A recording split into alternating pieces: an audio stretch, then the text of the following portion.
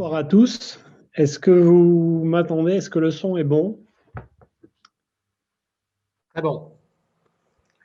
Ok, donc tout d'abord, je voudrais remercier Patrick et puis les organisateurs de la manifestation Orbimob de me donner l'occasion de parler des projets clermontois. Et donc, je vais effectivement, dans cette présentation, évoquer la contribution du site universitaire clermontois à la genèse des navettes autonomes. C'est un thème sur lequel on travaille depuis quelques années. Alors, je vais suivre ce plan. Dans un premier temps, parler du contexte. Alors, ça a été évoqué par Mathias Bernard, Patrick en a reparlé. Donc, Clermont-Ferrand est un site universitaire qui a la chance d'avoir un label maintenant national, le projet e-site qui s'appelle CAP 2025. Et vous avez ici la carte de France des différentes universités françaises qui ont soit le label IDEX pour les grands sites universitaires ou les projets e-site pour les villes de taille moyenne. Et vous voyez qu'il y a une cartographie assez importante avec la région Auvergne-Rhône-Alpes bien représentée entre Grenoble, Lyon et Clermont-Ferrand. Alors le projet clermontois, Mathias en a parlé. Le thème, c'est les modèles de vie et de production durable. Il est structuré en 4 challenges scientifiques. Donc, on vient d'aborder le projet de mobilité personnalisée comme facteur de clé humain. Et on va basculer sur le challenge 2, qui est systèmes et services innovants pour les transports et la production, dont j'ai la chance d'animer ce challenge, et le LabEx Immobest 3, qui est, comme Mathias l'a dit, le seul laboratoire, non, je crois que c'est Patrick, donc le seul laboratoire d'excellence en France sur le thème de la mobilité innovante.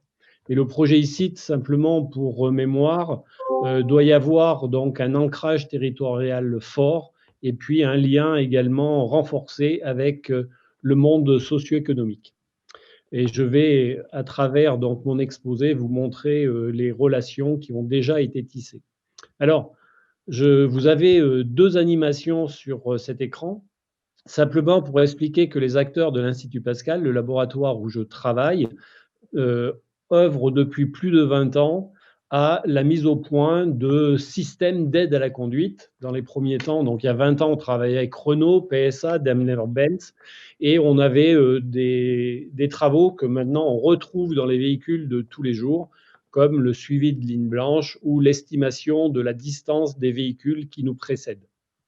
Alors, dans les années 2020, les membres du laboratoire ont décidé de se doter d'une plateforme qui est quasiment unique au niveau du monde universitaire français, qui est la plateforme Pavin, qui est un site modèle, je dirais, miniature, qui représente une ville avec des feux tricolores, des ronds-points, des passages piétons. Et dès 2002, on a travaillé avec des petits véhicules électriques où on a essayé de tendre vers l'autonomie. Alors, il y a pratiquement 20 ans, c'était des choses relativement nouvelles et on parlait peu de conduite autonome en ce temps-là. Alors, par contre, étant membre d'un laboratoire relié à l'université, au CNRS, on devait donner des motivations pour travailler sur ces sujets-là. Alors, vous avez ici un immense embouteillage aux États-Unis. Simplement, depuis 2007, la moitié de la population est urbaine au niveau du monde. Et donc, ça conduit finalement à des mouvements pendulaires qui sont extrêmement gênants, puisqu'on arrive, ça renvoie à la notion d'heure de pointe qui a été évoquée tout à l'heure. Bien entendu, quand vous avez des embouteillages de ce type, il y a une émission de gaz à effet de serre qui sont extrêmement... Alors, je crois que j'ai fait une bêtise. Est-ce que vous avez perdu mon écran ou pas? On l'a perdu. On l'a perdu. Je suis désolé. J'ai fait un clic malheureux. Alors, je vais relancer. Voilà. Est-ce que c'est revenu? Parfait. Parfait. Excusez-moi. Donc, et puis, effectivement, si on regarde l'exploitation, je dirais, d'un véhicule, on s'aperçoit qu'il fonctionne 5% du temps. Et donc, essayer de réfléchir à du véhicule en partage est sûrement quelque chose d'extrêmement important. Et puis, finalement, le point aussi notable, c'est que finalement, souvent, l'homme est encore le maillon faible au niveau de la sécurité routière. Alors, je vais parler du véhicule autonome. Alors, véhicule autonome, finalement, vous avez ici une illustration de ce que pourrait être le véhicule dans quelques années. Donc, on aurait une absence totale de poste de pilotage et puis un véritable salon ou bureau roulant. Alors, peut-être que ça renvoie aussi à l'exposé précédent et on pourrait effectivement se poser des questions, est-ce que c'est la bonne solution que de voyager dans ces positions-là? Mais c'est un autre sujet, c'est juste une image d'illustration. Alors, quand on parle de véhicules autonomes, il y a une échelle qui a été mise au point par des chercheurs américains. Ça va de 0 lorsqu'on a un véhicule traditionnel jusqu'à 5 lorsqu'on a un véhicule complètement autonome. Et puis, il y a des étapes intermédiaires où on a, par exemple, au niveau 2, autonomie partielle, on peut retrouver les régulateurs de vitesse intelligents qui va réguler, le véhicule va réguler sa vitesse par rapport au véhicule qui précède. Niveau 3, on va avoir des choses telles que le parc assist, où on va pouvoir finalement dire au véhicule de se garer tout seul. C'est des choses que l'on voit poindre sur les véhicules actuellement. Et niveau 4, on va avoir des actions beaucoup plus complexes. J'en illustrerai tout à l'heure dans mes propos. Alors, cette approche incrémentale, elle est suivie finalement par les grands constructeurs automobiles, Toyota, Mercedes, Nissan, Volkswagen. Et l'idée, c'est de faire croître finalement la fonction des aides à la conduite, les fameux ADAS, pour croître petit à petit vers l'autonomie. Et vous avez ici, par exemple, une Audi et vous pouvez voir l'ensemble des capteurs qui est embarqué dans ce type de véhicule haut de gamme. Et effectivement, ça conduit à des systèmes d'aide à la conduite de plus en plus sophistiqués. Et par ce biais-là, les constructeurs tendent vers un véhicule autonome. Vous avez ici quelques illustrations pour expliquer le point où on en est aujourd'hui. Alors, en haut, vous avez donc quelque chose qui a été mis au point par VDCOM, qui est un institut en région parisienne qui travaille sur le véhicule autonome, avec lequel on collabore par l'encadrement de thèse. Et vous voyez que en vitesse lente, on est capable de se déplacer en ville et de suivre, je dirais, le flot de la circulation. La deuxième illustration, c'est ce que je vais appeler le parc assist, où on est capable maintenant d'envoyer un véhicule en entrant dans je dirais, un garage qui est équipé de certains capteurs.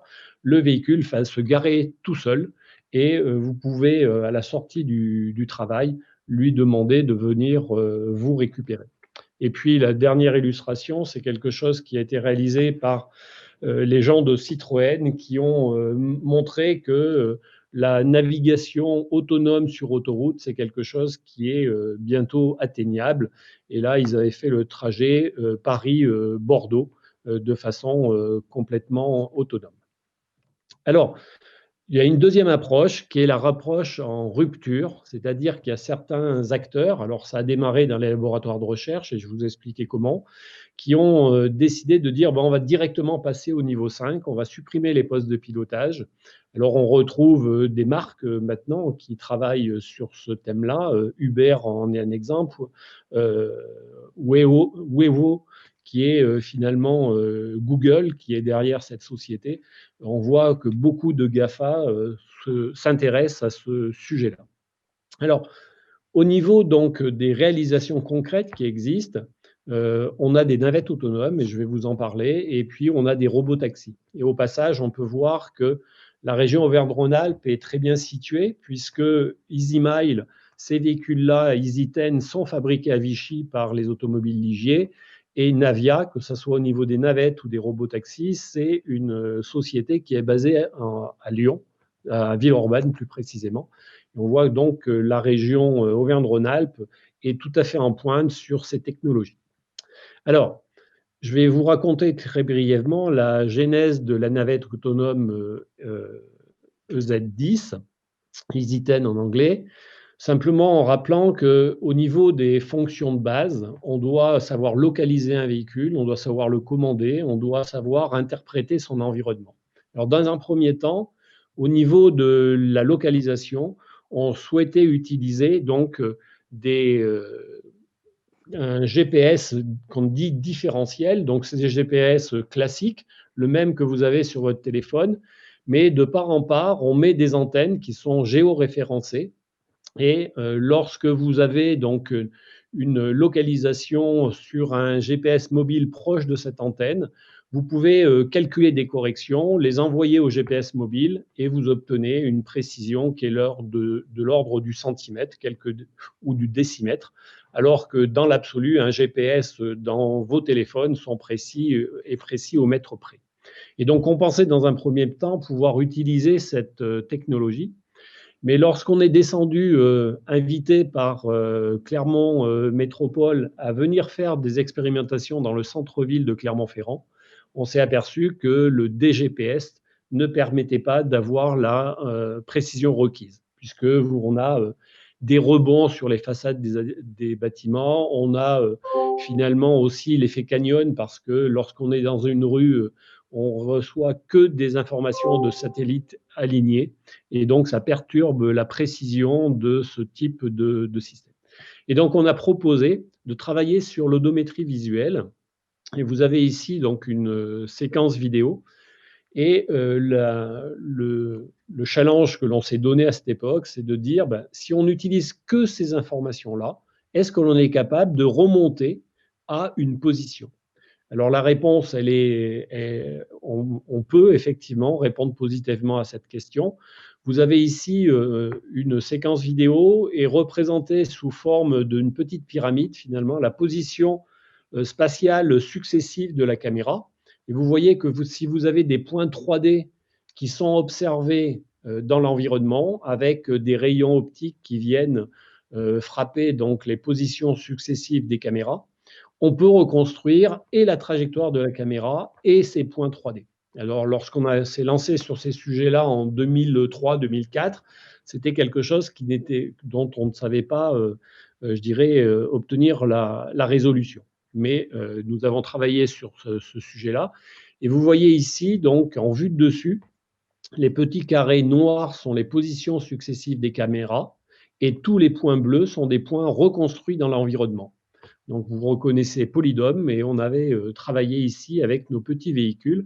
Et vous voyez une séquence qui a été acquise durant l'hiver avec la présence de neige au sol. Alors, passer donc de cette reconstruction, je dirais, d'une caméra à la conduite autonome, comment peut-on faire? On a un premier traitement hors ligne, on conduit manuellement le véhicule, on enregistre une séquence vidéo. C'est un peu comme un magnétoscope, et on reconstruit les points 3D. Et en temps réel, lors de l'utilisation du véhicule en mode autonome, on va simplement rechercher dans la base, dans les reconstructions 3D que l'on a déjà obtenues, la position, enfin des amers visuels qui vont nous permettre de calculer la position. Et vous avez ici, par exemple, en vue de dessus, en utilisant la même séquence, un petit carré jaune avec donc un trait devant qui désigne finalement le cap suivi par le véhicule. Et vous voyez qu'on est capable de suivre la trajectoire qui a été préalablement enregistrée.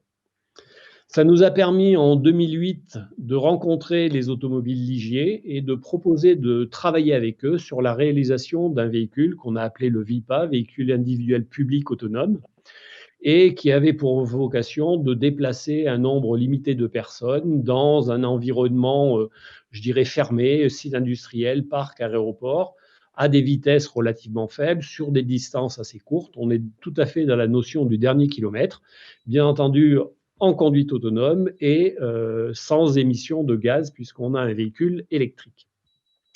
Ce véhicule a été présenté en septembre 2010 au Mondial de l'automobile. L'année suivante, Challenge Bibendum à Berlin, on a eu finalement donc une présentation active de ce véhicule. Les années suivantes, on a eu une expérimentation pendant 6 mois au CHU Estin à Clermont-Ferrand, où on a pu mettre en exergue ce véhicule. Vous avez vu qu'au fil des temps, finalement, les générations ont un petit peu évolué. Et puis, pour arriver donc 2014, à cette présentation au Challenge Bibendum à Chengdu, en Chine, et la naissance de la marque EasyMile pour commercialiser ce véhicule. Alors, simplement, c'est juste pour montrer le temps de l'innovation. Entre une thèse démarrée en 2003 sur un sujet et la création d'un véritable produit, il s'est écoulé plus de 10 ans. Alors, les dernières avancées scientifiques, bien entendu, on continue à travailler sur des tels sujets, bien qu'on voit déjà donc une commercialisation de ces navettes autonomes.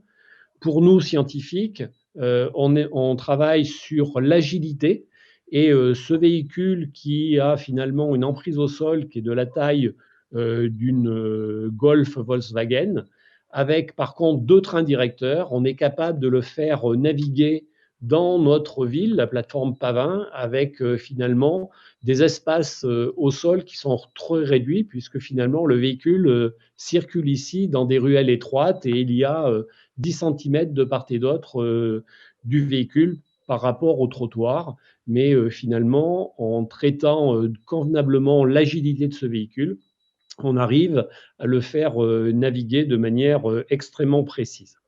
Les dernières avancées aussi concernent les évitements d'obstacles. Vous avez ça en haut à gauche, en sachant que pour l'instant, les navettes qui sont mises en circulation n'évitent pas les obstacles.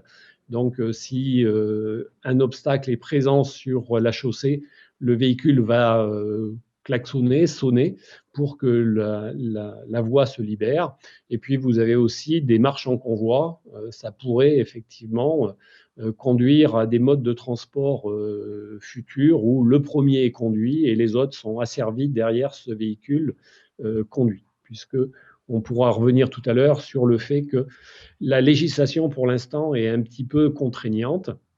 Le dernier point sur lequel les acteurs scientifiques clermontois s'expriment, c'est l'interprétation de l'environnement. Alors l'environnement, on fait appel finalement, il faut essayer de comprendre très précisément ce qu'il y a autour du véhicule pour, par exemple, protéger les piétons, protéger les vélos. Et là, on fait appel maintenant, depuis quelques années, à l'intelligence artificielle, ce qu'on appelle les réseaux de neurones.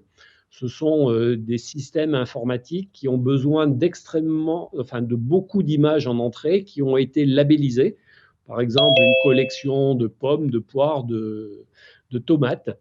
Et une fois que l'on a appris on a appris au réseau de neurones à reconnaître ces objets, on peut embarquer donc le résultat dans un véhicule, ça consomme peu d'énergie et on peut à ce moment-là, si on envoie une image test par exemple, le réseau va nous répondre, vous me montrez une pomme.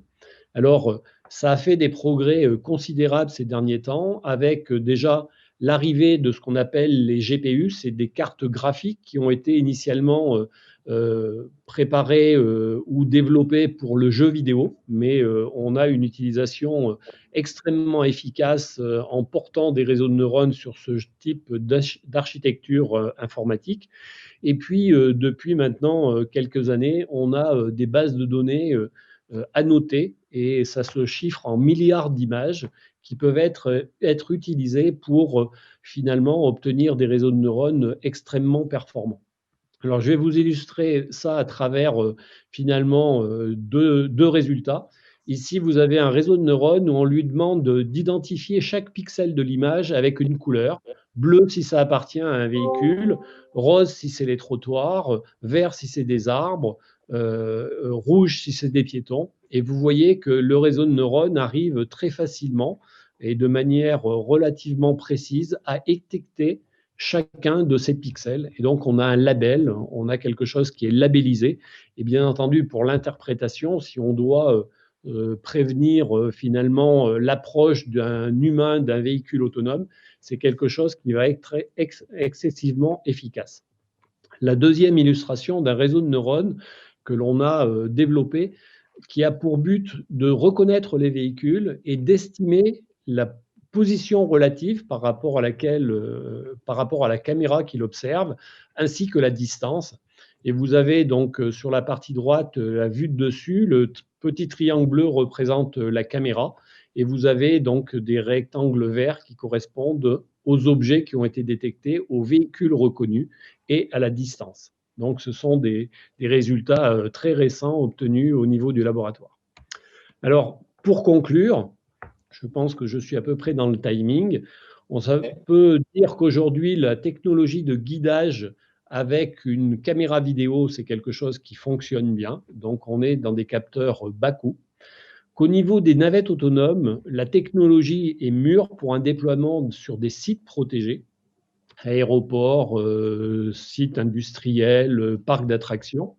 Par contre, on a une nécessité de changer la législation, puisque tout de suite, c'est la Convention de Vienne qui, finalement, dit qu'on doit avoir une personne maître du véhicule à bord de tout véhicule roulant. Et donc, le modèle économique, tant qu'il se trouve un groom à bord de ces navettes autonomes, est quelque chose qui est difficile.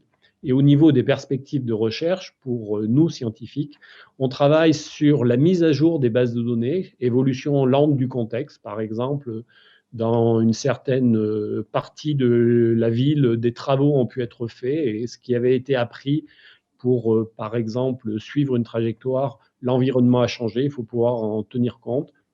Il y a un challenge finalement sur lequel on travaille énormément, c'est l'évitement d'obstacles dynamiques. Pour l'instant, on sait bien faire si le véhicule est arrêté sur une voie, si c'est un véhicule qui roule quelques kilomètres heure plus lentement que la navette.